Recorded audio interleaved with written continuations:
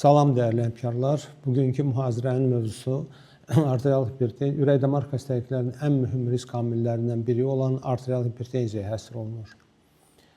Niyə diqqətiniz məhz ürək-damar xəstəliklərinə və onların ən vacib risk amillərindən biri olan arterial hipertenziyaya cəlb olunur? 2000-ci illərin əvvəllərində Ümumdünya Səhiyyə Təşkilatı tərəfindən belə bir məlumat dərc olunmuşdu ki, ürək-damar xəstəlikləri dünyada ölüm hallarının aparıcı səbəbidir.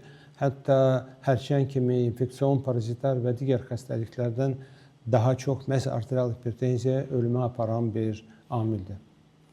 Ötən əsrin 50-ci, 60-cı illərdə ürək-damar xəstəliklərinin risk amilləri konsepsiyası yaranmışdı, anlayışı yaranmışdı və həmin konsepsiyaya əsasən 3 mühüm risk amili, yüksək qan təzyiqi, siqaret çəkmə və yüksək xolesterin aparıcı risk amili kimi göstərilmişdir.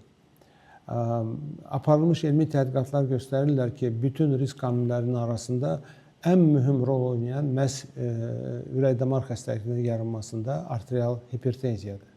Bəs arterial hipertenziya nədir? Onun təsviri aşağıdakı kimidir.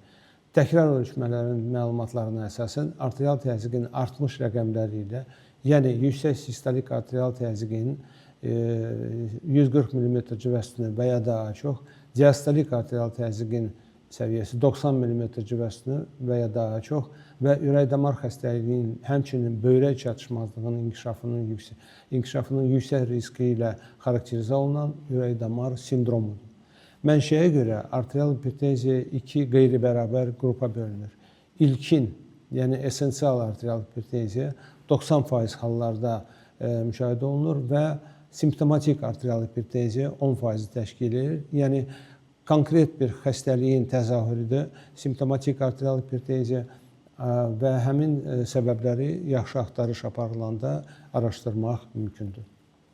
Verilən statistik məlumatlara görə 2000-ci illərin əvvəllərində dünyada yetkin yaşlı əhalinin azı 26% arterial hipertenziya əziyyət çəkirdisə, cari ildə bu patoloji vəziyyətin 29%-ə qədər, yuvarlasaq 30%-ə qədər artımı proqnozlaşdırılırdı. Müəyyən olunmuşdur ki, arterial təzyiqin hər 20 bölünsün 10 mm civə üstünə artması ürək-damar xəstəliklərindən ölüm riskini 2 qat artır. Belə ki, ortalama arterial təzyiqin səviyyəsi 115-75-in üstündə olanda risk elə bil ki, 1 vahiddir. Hər dəfə sistolik arterial təzyiq 20 mm civə üstünə, diastolik təzyiq 10 mm civə üstünə artanda risk 2 dəfə artır və arterial təzyiqin səviyyəsi ortalama 175-105-in üstündə olanda risk ən aşağı risk səviyyəsi ilə müqayisədə 8 dəfə artmış olur. 2024-cü ildə Böyük Britaniyanın paytaxtı London şəhərində Avropa Kardiologiya Cəmiyyətinin növbəti illik konqresi keçirilmişdi və həmin konqresdə arterial təzyiqin yeni təsnifatı qəbul edilmişdi. Yəni, normal arterial təzyiq, sistolik arterial təzyiqin səviyyəsi 120 mm civə üstündən aşağı, diastolik arterial təzyiq 70 mm civə üstündən aşağı. Yüksəlmiş arterial təzyiq ofis şəraitində, yəni həkimin qəbulu zamanı sistolik arterial təzyiqin səviyyəsi 120 ilə 139 mm civə üstünə, diastolik təzyiq 70-dən 89 mm civə üstünə aralığında və arterial hipertenziya. Həkimin qəbulunda sistolik arterial təzyiqin səviyyəsi böyük bərabər 140 mm civə üstünə, diastolik arterial təzyiq böyük bərabər 90 mm civə üstünə. Eləcə də arterial təzyiqin ev şəraitində monitorlaması zamanı qeydə alınan rəqəmlər bu slaydda siz görürsünüz. Həmçinin sutkalıq monitorlama üsulu istifadə olunanda arterial təzyiqin müxtəlif kateqoriyalarda, yəni normal arterial təzyiq, yüksəlmiş arterial təzyiq və arterial hipertenziya zamanı qeydə alınan rəqəmlər həmin slaydda göstərilmişdir. Hər dəfə xəstənin müalicəsinə başlayarkən bizi düşündürən odur ki, arterial təzyiqin hansı səviyyəyə qədər endirilməsinə nail olmaq lazımdır. 2024-cü ildə Avropa rəhbər tövsiyələrində bu barədə aşağıdakı kimi deyilir. Sistolik arterial təzyiqin hədəf səviyyəsi 120 ilə 129 mm civə sütunu ta o vaxta qədər ki, müalicə yaxşı dözülürsə. Amma o şərtlə ki, sistolik arterial təzyiqin səviyyəsi 120 mm civə sütundan aşağı endirilməməlidir. Diastolik arterial təzyiqin hədəf səviyyəsi 70-dən 79 mm civə sütunu. Yenə də şərtlərdən biri odur ki, təyin olunmuş müalicəni xəstə tərəfindən yaxşı dözülür. Yüksək arterial təzyiqin aşağı salınmasının faydası nədədir? Bu suala Avropa Kardiologiya Cəmiyyətinin tövsiyələrində göstərilir ki, daha doğrusu bir neçə il bundan əvvəl Böyük Amerika Birləşmiş Ştatlarında aparılmış meta-analiz göstərdi ki, sistolik arterial təzyiqin cəmi 10 mm civə sütuna endirilməsi ürək-damar hadisələrinin riskini 20%, beyin insultunun riskini 27%, ürəyin işemik xəstəliyinin riskini 17%, ürək çatışmazlığının riskini 28% və ümumi ölümün riskini, yəni istənilən səbəbdən ölümün riskini 13% dürüst azaldır. Müasir antihipertenziv dərman müalicənin arsenalı nədən ibarətdir? Hansı preparatlar bu müalicə üçün istifadə olunur? Hal-hazırda istifadə olunan antihipertenziv dərman preparatları iki qrupa bölünür. Əsas vasitələr qrupu, həmin qrupa 5 sinfə aid olan antihipertenziv dərman preparatları aiddir. Yəni, renin-angiotenzin aldosteron sistemini blokada edən 2 sinfə aid olan preparatlar, angiotenzin çevirici fermentin inhibitorları, qısalma ilə ACF inhibitorları və angiotenzinin 2-yə qarşı angiotenzin 1 tipli reseptorların blokatorları. Həmin dərmanların tərkibində olan vasitələrin kimyəvi adında sartan sözü var. Ona görə bu qrupa aid olan, bu sinfə aid olan dərman preparatı sartanlar adlandırılır. Ondan sonrası üçüncü sinif kalsium kanallarının antagonistləri və ya blokatorları, hər iki termin istifadə edilə bilər. Tiazid və tiazidə bənzər sidik qovucu dərman preparatları, diuretiklər və nəhayət beta-adrena blokatorlar. Bax, bu preparatlar 5 sinfə aid olan preparatlar əsas vasitələr qrupuna aid olan dərman preparatlarıdır. Əlavə vasitələr qrupuna, yəni kombinə olunmuş müalicənin tərkibində istifadə olunan preparatlar, renginin birbaşa inhibitorları, aliskiren kimi, alfa-adrena blokatorlar, onların nümayəndəsi prazozindir və həmin qrupa aid olan bir sıra başqa preparatlar var. İmidazolin reseptorların agonistləri, moxonidin kimi və ilgəkli sidik qovucu dərman preparatları. Bir neçə il bundan əvvəl bir qrup alimlər, müxtəlif ölkələrdə fəaliyyət göstərən alimlər qarşılarında belə bir sual verdilər ki, müasir antihipertenziv müalicə zamanı neçə faiz hallarda arterial təzyiqini hədəf səviyyəsinə çatdırmaq mümkündür? Bu slaytda siz həmin tədqiqatın nəticələrini görürsünüz. Tədqiqat 5 ölkədə aparılmışdı. İngiltərə, İsveç, Almaniya, İtaliya və şimali qonşumuz Rusiyada və müəyyən olunmuşdur ki, 60%-dən 79% arasında arterial təzyiqi hədəfə çatdırmaq, hədəf səviyyəsini əldə etmək mümkün deyil. 20 ilə 41% arasında hədəf qan təzyiqinin səviyyəsini hədəfə çatdırmaq mümkün deyil.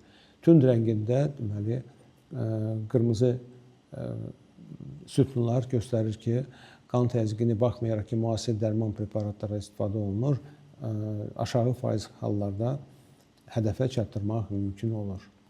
Bu slaytda siz görürsünüz ki, bir neçə klinik tədqiqatlarda, onların adlarını slaydın sol tərəfində görürsünüz,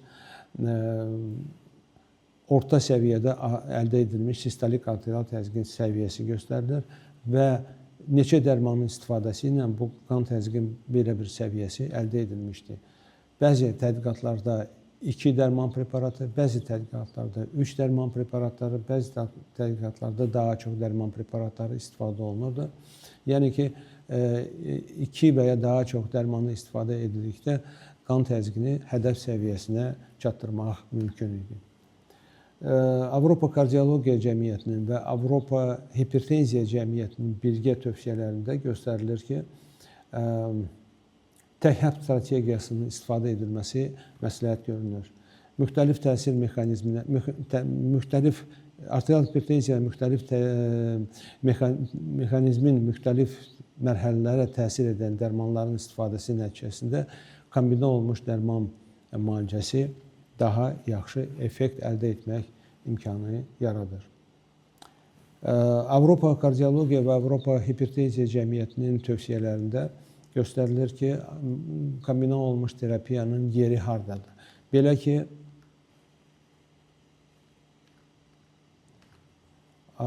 birinci mərhələdə 2 dərman preparatından ibarət olan bir həbli yanaşma tövsiyə olunur bu alqoritmdə. Yəni, bir həbin tərkibində angiotenzini çevirən fermentin inhibitoru və ya angiotensin reseptorların blokatoru, üstəgəl kalsium kanallarının blokatoru və ya diuretik dərman preparatı. Əgər bu ikili kombinasiyanın fonunda arterial təzyiqin hədəfə çatdırılması mümkün deyilsə, ikinci addım kimi üçlü birləşmə, üçlü kombinasiya istifadə olunur. Bir həbin tərkibində angiotenzini fermentin inhibitoru və ya angiotensin reseptorlarının blokatoru, üstəgəl kalsium kanallarının blokatoru, üstəgəl diuretik dərman preparatı. Əgər üçlü kombinasiyanın fonunda arterial təzyiqi hədəfə çatdırmaq mümkün deyilsə, ikinci həbin əlavə edilməsi həmin alqoritmdə tövsiyə olunur. Yəni, üçlü kombinasiyanın diuretik dərman preparatı daxil olmaqla qan təzyiqi hədəfə çatdırmaq mümkün deyilsə, bu vəziyyətə deyilir rezistent arterial hipertenziya və üçlü kombinasiya əlavə olaraq ya spironolakton sutkada 25 mg və ya eplerenon sutkada 50 mg, digər diuretik dərman preparatı və ya alfa-adrenal blokator və ya beta-adrenal blokatorun təyin edilməsi tövsiyə olunur. Beta-adrenal blokatorlar əsas antihipertenziv dərman preparatları qrupuna aid olan preparatlardan biridir və onların istifadəsi o zaman tövsiyə olunandır ki, xəstədə yanaşı gedən ürəyin işemik xəstəliyi var, stenokardiyadan xəstə əziyyət çəkir, vaxtı ikən miokard infarktını keçirib və ya yanaşı gedən sərici aritmiyanın takisterik forması olduqda və ya xəstədə xroniki ürək çatışmazlığı yarandıqda beta-adrenal blokatorların istifadəsi tövsiyə olunmalıdır. Nəhayət, hansı hallarda monoterapiyadan istifadə etmək olar? Bu, prehipertenziya vəziyyətində, yəni sistolik arterial təzyiqi müalicədən əvvəl səviyyəsi 120 və ya 139 mm civəsunu olduqda, ahıl yaşlı xəstələrdə, yaşı 85-dən yuxarı olan və ya çox zəif xəstələr üçün monoterapiya yanaşması nəzərdə tutulur. Simptomatik ortostatik hipotenziya hallarında monoterapiyadan başlamaq tövsiyə olunmalıdır. Kombinasiya edilmiş müalicənin üstünlükləri nədən ibarətdir? Birinci, müalicənin effektivliyi artır. Arterial hipertenziya müxtəlif patofizioloji mexanizmlərinə təsir göstərilir. Antihipertenziv effektin gücləndirilməsi və ya tez baş verməsi qeyd olunur və arterial təzyiqin yüksəlməsinin əks tənzimləyən mexanizmlərin yatırılması. İkinci üstünlük ondan ibarət ki, dərmanların yan təsirlərinin riski azaldır. Bu da preparatların bir-birinə əlavə təsiri və daha kiçik dozada istifadəsi imkanını yaradır. Kiçik dozaların tətbiqi yan effektlərin daha kiçik riskin olması deməkdir.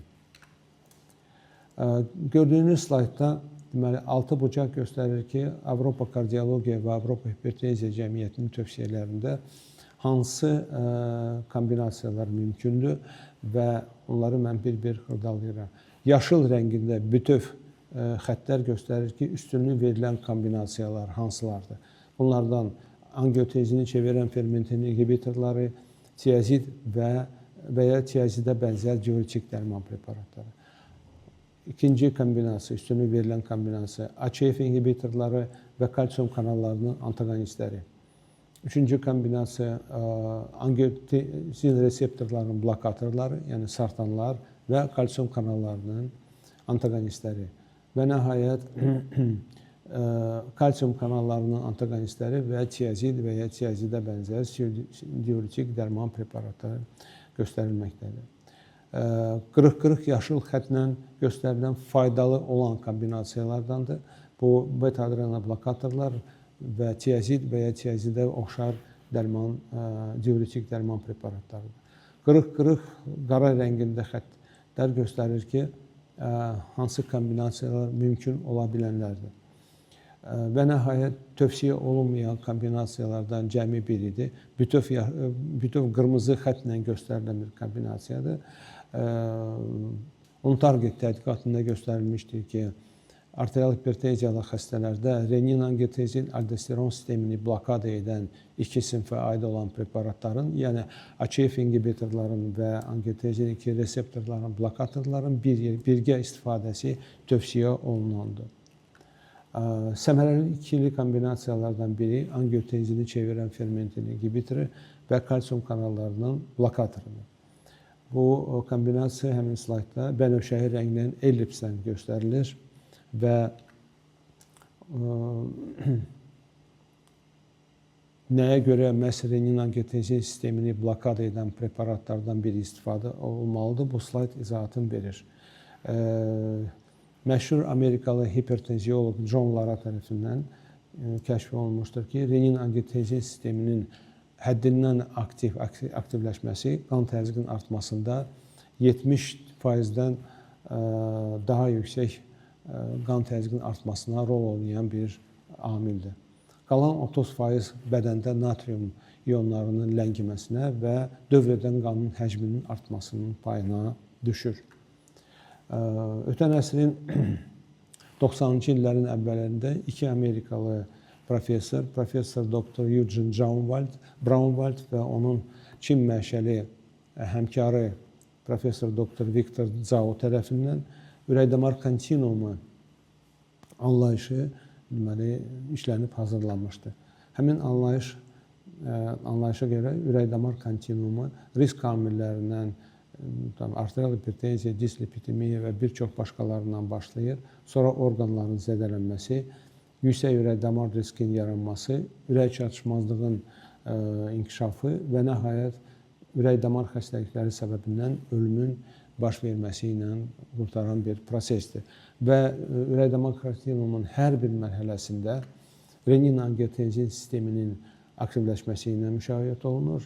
Həmin sistemin əsas bioloji effektoru angiotenzin deyilən bir maddədir və ürək-damar kontinuumunun hər bir mərhələsində renin-angiotenzin sisteminin aktivləşməsi göstərilmişdir. Angiotenzini çevirən fermentin inhibitoru və kalsium kanallarının blokatorunun səmərəli kombinasiyalardan biridir. Həmin kombinasiyanın tərkibində ACF inhibitoru perindopril və kalsium kanallarının blokatoru amlodipin təmsil olunur. Hər iki preparat uzun müddətli təsirə malikdir. Sutkada bir dəfə qəbul edilən istər perindopril, istər amlodipin onların təsiri altında qan təzyiqinin 24 saat ərzində tənzimlənməsi əldə edilir. Perindopril ən çox tədqiq olunan ACF inhibitorlardan biridir. Aterosklerozun inkişafını ləngidir, endotelial disfunksiyaya bərpa edici təsir göstərir. Digər tərəfdən amlodipin öncə qeyd etdiyim kimi uzun müddətli təsirə malik olan preparatlardır. Digər aktiv maddələrlə bir sıra müxtəlif dərmanların fiksə olunmuş birləşmələrin tərkibində daxil olan kalsium kanallarının blokatorudur. Ən çox göstəricilərə malik olan preparatdır və antioksidant xüsusiyyətlərə malik olan preparatdır. Həmin preparatların təsiri altında hədəf orqanlara daha çox qoruyucu təsir göstərilir. Yəni, arterial hipertenziyaya xas olan hədəf orqanlar, iri tutumlu, iri kalibrli arteriyalar, ondan sonra ürəkdir, baş beyindir, böbrəklərdir. Bu hədəf orqanlarının qorunmasını təşkil edən bu ikili antihipertenziv dərman preparatlarının kombinasiyası. Hər iki preparatın təsiri altında vazodilatasiya yaranır. Arterial hipertenziyanın istənilən dərəcəsinə terapevtik effekt göstərilir və qoruyucu effekt əldə edilir beləliklə. Monoterapiya şəklində amlodipin preparatları istifadə edildikdə təxminən 20% hallarda aşağı ətraflarda, topuqlarda şişkinlik yaranır. Əgər monoterapiya şəklində amlodipin istifadə olunursa, ikili terapiya, yəni amlodipinlə perindopril birgə istifadə olunanda ödemlərin baş verməsi, əmələ gəlməsinin ehtimalı slaydda göstərildiyi kimi 1%-ə qədər enir. Digər səmərəli ikili kombinasiya perindoprila əsaslanır. Yəni tərkibində ACF inhibitoru və diuretik dərman preparatı olan kombinasiya. Bu kombinasiya slaydda görüldüyü kimi bənövşəyi rənginin elips formasında göstərilir. Perindopril barədə mən bundan əvvəlki, mühazirənin əvvəlki hissəsində danışdım. Digər kombinasiyanın komponenti indapamid adında diuretik dərman preparatıdır. Həmin preparatın xüsusiyyəti ondan ibarətdir ki, qanda qlükozanın metabolizminə ziyanlı təsir göstərmir və qanda lipidlərin metabolizminə ziyanlı təsir göstərmir. İstər trigliseridlər olsun, istər aşağı sıxlıqlı lipoproteinlərin tərkibində olan xolesterin, istər yüksək sıxlıqlı lipoproteinlərin tərkibində olan xolesterinin səviyyəsinə heç bir mənfi təsir göstərmir. Ona görə perindopril və indapamid kimi preparatının kombinasiyası şəkərli diabetdən əziyyət çəkən, hiperlipidemiyası olan xəstələrdə onların istifadəsi məsləhət bilinəndir. İndapamid, bu slaydda göstərildiyi kimi, müalicədən əvvəlki dövrdə qara rəngində kvadrat göstərir ki, xəstənin bədənində artıq dərəcədə natriumun və mayenin toplanması var. İndapamidin təsiri altında bu qara kvadratın sahəsi başlayır azalmağa. Niyə? Çünki həmin preparatın təsiri altında bədəndən natrium ionlarının qovulmasını və mayenin qovulmasını, qara kvadratın sahəsinin azalması göstərilir. Eyni zamanda reflektor olaraq renin, angiotenzin, aldosteron sistemi mavi rəngində kvadrat onu əks göstərir. Həmin bu renin, angiotenzin, aldosteron sisteminin aktivliyinin artması baş verir. Həmin aktivliyi də yatırdan məhz perindopril kimi dərman preparatıdır. Həmin preparat Koprenes adı ilə Azərbaycana ixal olunur və klinik praktikada geniş istifadə oluna bilər. Başqa üstünlük verilən kombinasiyalardan biri angiotenzin 2 reseptorlarının blokatorları və kalsium kanallarının antagonistləri. Bu kombinasiyada bənövşəyi rənginin elipsdən ayrılır. Valsartana əsaslanan səmərəli ikili kombinasiya tərkibində ARB və kalsium kanallarının blokatoru mövcuddur. Bu kombinasiya Amloset adı ilə Azərbaycana ixal olunur və müxtəlif dozaların kombinasiyası ilə istifadə olunur. Yəni 5 mg amlodipin, 160 mg valsartan, 10 mg amlodipin, 160 mg valsartan dozalarda bu kombinasiya istifadə oluna bilər. Beta blokatorların və kalsium kanallarının blokatorlarının kombinasiyası qırıq-qırıq qara xətlə göstərilir. Yəni mümkün ola bilən kombinasiya və kombinasiyanın bir nümayəndəsi kimi, daha doğrusu üçlü kombinasiya, səmərəli üçlü kombinasiya, onun tərkibində ACF inhibitoru, kalsium kanallarının blokatoru və diuretik dərman preparatı mövcuddur.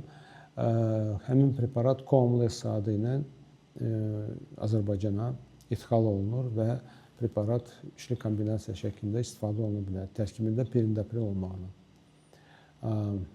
3 molekulun birləşməsi bu kombinasiyanın effektivliyi olmasının zəminində durur. Rezistent arterial hipertenziya bu nə deməkdir? Arterial hipertenziya üçün aşağıdakılar xarakteristik. Diuretiklər də daxil olmaqla təsir mexanizminə görə biri-birini tamamlayan ən azı 3 antihipertenziv dərman vasitəsi təyin edildikdə belə arterial təzyiqin 140-90 mm civəstundan yüksək olur və bu səviyyədən aşağı düşmür. Epidemioloji məlumatlara əsasən rezistent arterial hipertenziyanın yayılması arterial hipertenziyada xəstələrin təxminən 10%-nə bərabərdir. Bu da dünya miqyasında təqribən 100 milyon xəstəyə bərabərdir. Arterial təzyiqin uzun müddət ərzində pis nəzarəti və yanaşı gedən xəstəliklər səbəbindən bu xəstələr çox yüksək riskin altındadır. Xüsusilə beyin insultunun baş verməsinin riski artır, ürəyin işemik xəstəliyi, miokard infarktının riskinin baş verməsinin ehtimalı artır. 2015-ci ildə Böyük Britaniyanın paytaxtı London şəhərində BESP-2 deyilən bir elmi tədqiqatların nəticələri dərc olunmuşdu. Bu tədqiqata cəlb olunmuş xəstələrin hamısında dərmanlara qarşı rezistent olan arterial hipertenziya, arterial hipertenziyanın optimal müalicəsinin nəticələri dərc olunmuşdur. Həmin tədqiqata cəlb olunmuş xəstələrin hamısında rezistent arterial hipertenziya var idi və hamısı azı 3 dərman preparatı qəbul etmişdilər, yəni ACF inhibitorları və ya ARB-lər, üstəgəl kalsium kanallarının antagonistləri, üstəgəl diuretik dərman preparatları. Xəstələr təsadüfi yolla 3 qrupa bölünmüşdü. Qrupların birində sutkada 25 mq dozada spironolakton əlavə olunmuşdu. İkinci qrupda standart müalicə fonunda doksazazin əlavə olunmuşdu. Üçüncü qrupa beta-adrenoblokator bisoprolol və nəhayət üçüncü qrupa xəstələrə plasebo təyin edilmişdi. Və slayd göstərilir. Slaydın sağ tərəfində göstərilir ki, neçə faiz hallarda spironolakton qrupunda arterial təzyiqin hədəfi əldə edilmişdi. Neçə faiz hallarda doksazazin 41,7%, bisoprolol qrupunda sistolik arterial təzyiqin əldə edilmiş səviyyəsi deməli 43,6% və nəhayət plasebo qrupunda sistolik arterial təzyiqin səviyyəsi cəmi 24,4% idi. Əldə edilmiş nəticələr statistik baxımdan səhi xarakter daşıyırdı. Ona görə bu tədqiqatın qurtarılmasından sonra Avropa kardiologiya tövsiyələrində göstərilmişdir ki, mineralokortikoid reseptorları antagonisti və alfa-adrenoblokator doksazazin baş əks göstərişlər olmadığı halda rezistent arterial hipertenziyalı xəstələrdə tətbiqi tövsiyə olunmalıdır. Dəyərli həmkarlar, diqqətinizə görə minnətdaram, təşəkkür edirəm.